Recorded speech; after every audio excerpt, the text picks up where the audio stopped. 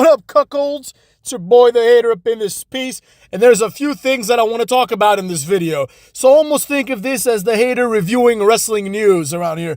Maybe we'll make this a thing, maybe we won't. Let's see, cucks. First of all, last night was the AEW pay-per-view, AEW Dynasty, I believe it was called.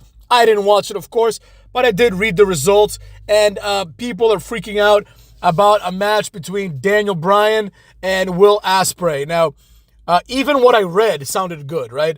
It sounded like they did a lot of moves, which is weird because Daniel Bryan typically does 3 moves in every match, and Will Ospreay does about 6. But this one sounded like they had a lot of moves.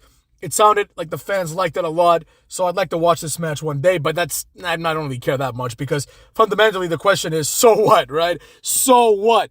That's the question we need to ask in wrestling. So the fuck what? Oh, Will Ospreay won. Fantastic. Who cares, right? Another thing that happened in this pay-per-view, which sounded pretty boring otherwise, is Swerve Strickland is now the AEW World Champion. And this really shows that AEW, as the kids say, has lost the plot, which is a horrible slang. You know, honestly, you young kids, you know, in your like teens and stuff, you need to come up with better things to say. You know what I mean? Like, it's already bad enough that your generation is a bunch of weirdos. You know what I'm saying? At the very least, come up with some fun slang. Everything is just worse, including the slang. Anyways, cucks. Point is, AEW has really lost control of everything, right? This is an opportunity for AEW to actually put over a legitimate and entertaining champion, right? When you see that the champions on Raw are Cody Rhodes, because he's on Raw already, if you ask me, and Damian Priest, and SmackDown basically has no champion because neither of them showed up on SmackDown. If that's the situation, this is your opportunity to push a major star as your champion, right? Like, imagine if they just, I don't know, give the title to Will Hobbs or to Wardlow, like I've been saying for years, right? I mean, not Wardlow now because he's done, but Will Hobbs, he's protected enough. Give it to Will Hobbs, have Will Hobbs come out with Mark Henry, right? Mark Henry cuts a promo and says, in a time when wrestling champions are about 5 foot tall or aren't sure which bathroom they use, in the case of Damian Priest, who he keeps looking more and more like a girl, you know what I mean? Like transitional champion, this guy might be transitioning in a different thing. You know, what the hell is that all about? All of a sudden his hair is just feminine. It used to be like long but masculine. Now it's like long and feminine, and he's wearing makeup. Like, when did this happen? You know what I'm saying? But anyways, that's neither here nor there. The point is, these are not champions that are going to ever draw a dime, right? No matter what you think. Damian Priest, who's like, I'm not even sure if he should be in the Divas division at this point, right? Or Cody Rhodes, none of them are going to draw a dime. So with that being said, you bring out Will Hobbs, like I've been saying, pair him up with Mark Henry. Will Hobbs sits there. Mark Henry cuts a promo and says Will Hobbs is a real champion. You know what I mean? He's the only champion in wrestling who is a real man, right? That's all he has to say, right? And then he doesn't have to bury Cody Rhodes or Damian Priest, right? And basically call them effeminate men, which is what they are. They got effeminate haircuts. One has an effeminate haircut. The other one bleaches his hair like a 12-year-old girl. But Will Hobbs is a proper man. Mark Henry can just say that, and then he can go bury some AEW guy. He can be like, unlike Jungle Boy, who is a girl, basically, right? He can just say that, and then just have one of these jobbers like Sammy Guevara come out. Will Hobbs just destroys him, and there you have it. You've made a star. In one day, I just made you a star, cucks. You know what I'm saying? But instead of doing this, they think to themselves, oh, how can we pick a worse champion than Cody Rhodes and Damian Priest? I know. Let's put the NXT jobber here, right? Like, when Swerve Strickland was in NXT, he was like on the pre-show of NXT. Hit row. That's what he was. He's a jobber, right? This guy's never going to draw you a dime. And you're going to see as the ratings keep going down because people are like, oh, who's the AEW champion again? Oh, it's Swerve Strickland. And people are going to be like, who the fuck is that? And then everyone's going to turn the channel and watch the Caitlin Clark draft. You know what I'm saying? So that also happened. Meanwhile, in TNA, which in my opinion is now quickly approaching the most interesting wrestling company around, right? Matt Hardy returned into TNA Rebellion. Yes! This was actually great. I didn't watch this either, of course, but I really enjoyed the fact that Matt Hardy came back, right? Broken Matt Hardy, which is really the reason why Matt Hardy is relevant and has been for like the last 10 years, is a TNA construct. So it only fits that he shows up in TNA and does this, right? It didn't work out in WWE. It didn't work out in AEW. But now he's broken Matt like 100%, right? AEW sucks. But TNA, I think, has an interesting roster in some situations. Like, you have a few people, sure, you got your Rich Swans and Mustafa Ali's, and like a bunch of jobbers, but you also have Frankie Kazarian, Eric Young, again, you have Zack Ryder and you have like Brian Myers and shit like that. Like, you have a bunch of jobbers, don't get me wrong. But you have Josh Alexander, you have Hammerstone, you got good things going here, right? You got Moose, you know what I mean? You got even Dolph Ziggler, I think he's a perfect fit, right? Because it just makes sense, Dolph Ziggler being here, right? He's like a workhorse type. They're going for that, right? All they got to do is sign a few more big names.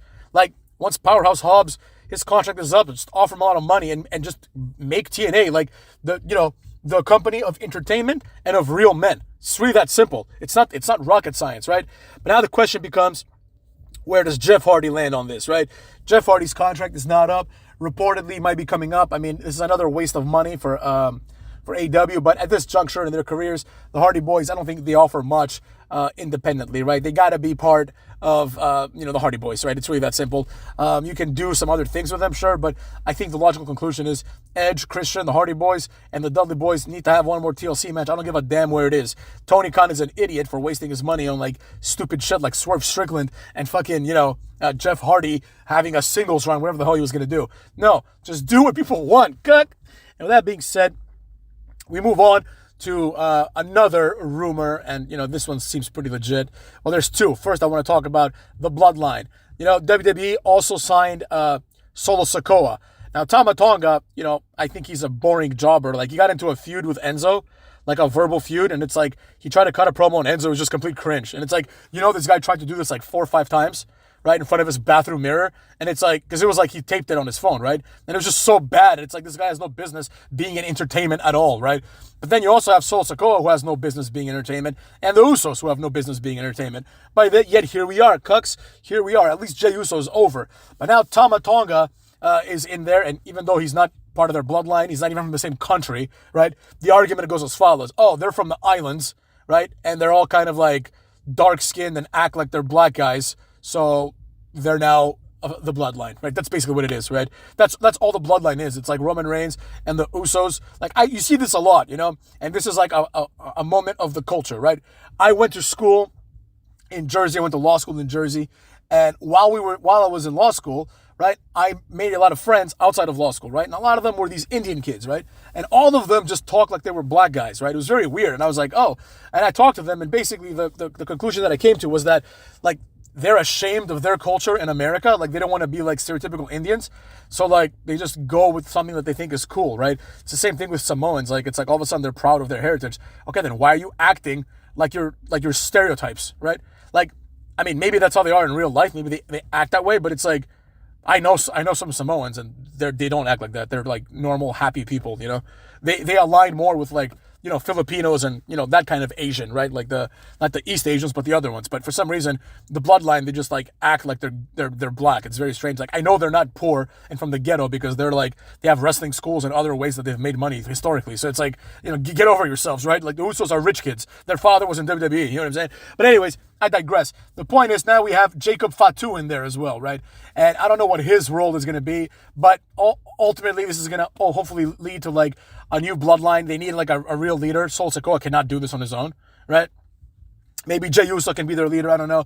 And then Roman Reigns can like come back and just bury all these jobbers one after the other. But anyways, the other rumor that I want to talk about was a new Wyatt family, right? Now, this rumor, the rug has been pulled up from under this rumor because one of the rumors was that Matt Hardy was going to come back and, be part of the Wyatt family, but that obviously didn't happen, and I don't think it will, right? But the other rumor is that they're going to be a bunch of people like Eric Rowan and just Eric Rowan, I guess, maybe Braun Strowman, and what's his name? Bo Dallas is now all of a sudden going to be part of the Wyatt family, because his brother was Bray Wyatt, whatever, right? But the point is, I don't think anybody wants to see this personally. I think it's going to be a colossal disaster, a complete flop. And more importantly, the worst part about this, in my personal opinion, is that, like, it kind of shits on the Wyatt family, If Bo Dallas is going to come back, I'd love to just see him as, like, the Bo Dallas that did the whole Believe thing. Believe was great. That was awesome. All you got to do is believe, motherfucks. So that concludes the wrestling news of this week that I thought was interesting. Let's see where things go, Cucks. Oh, another piece of wrestling news. Cody Rhodes and Gunther did not appear on Raw. Get wrecked, Cucks. Up in this bitch. You know what I'm saying? And with that being said, that's all I got to say. This one is the real sign-off. Go fuck yourselves, Cucks.